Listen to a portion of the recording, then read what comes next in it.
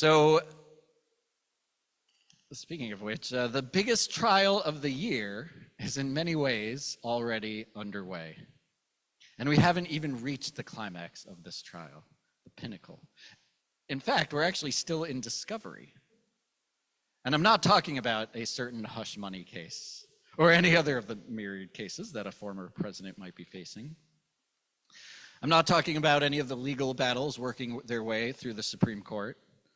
I'm not talking about the trials of our students and administrations on campus. I'm talking about the trial of 2024, which in many ways will look like the trial of 2023, which will look like the trial of 2022, Yom Kippur. We read about Yom Kippur in our Torah portion, Acharei Mot. It lays out the ancient cultic ritual of Yom Kippur. The high priest takes two goats, one as an offering for God, one as a scapegoat. He lays the sins on the goat and sends it off. And he offers sacrifices for his sake, for his household, for the whole people. It's this elaborate, highly ritualized ceremony, and by the end, the people's sins are forgiven and their trespasses, and the tabernacle is cleansed. And so you might be wondering, okay, Rabbi, the Torah portion talks about Yom Kippur, but why are we talking about it now? We just ended Passover, and we haven't even reached Yom HaShoah yet. Tisha B'Av is months away. The high holidays are actually in October this year. But here's the thing. It is never too late to start preparing. Because Yom Kippur is a trial that will determine our fate. God is the judge. We talk about that on Yom Kippur. Who will live and who will die? Who will be sealed in the book of life and who won't be?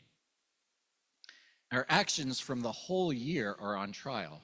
And so come Tishrei, come October, we will stand before God in judgment. God will examine all of our deeds from this year. In fact, the Talmud actually describes an actual court setup in many ways. God is, of course, the judge, but there's also a prosecutor, Ha-Satan, Satan. Now, this is not some fallen angel from, Paradise Lost. Satan here is not an evil being like in Christianity. In Judaism, in the Bible, Satan is a divine figure that sort of pushes back against God, that sort of nudges God, that asks questions about the injustices of the world. A prosecutor. And so 364 days of the year, the Talmud says, Satan prosecutes. But one day a year on Yom Kippur, he doesn't. And I assume that's because it's the day that we get to defend ourselves. And so we apologize and we say, God, yes, this is where I messed up and I have my flaws and I made mistakes and please forgive me. Here's why I should be redeemed. Here's my goodness. I'm going to try. I'm going to work on it. And that's why it's important to talk about Yom Kippur today. Because today and the rest of the year leading up to Yom Kippur determines our fate. It lays out our case, or it sets up the case that we'll present before God. Will we be able to defend ourselves? Will we be able to say, I did my best. I strove hard at work. I worked on anger toward my loved ones. I picked up the phone when I needed to. I drank less. I ate healthier. I gave tzedakah, on and on. Can we say all those things? Did we say yes? Will we be able to say, I'm flawed, but I worked on those flaws? And if not, we still have 5 months. We can work on it, which is why we talk about it now. So the trial of the year is happening. May we build the best case possible. May we be sealed in the book of life, come Yom Kippur, and we say, Amen. We take a moment to think about our preparations for Yom Kippur, as far away as it might seem.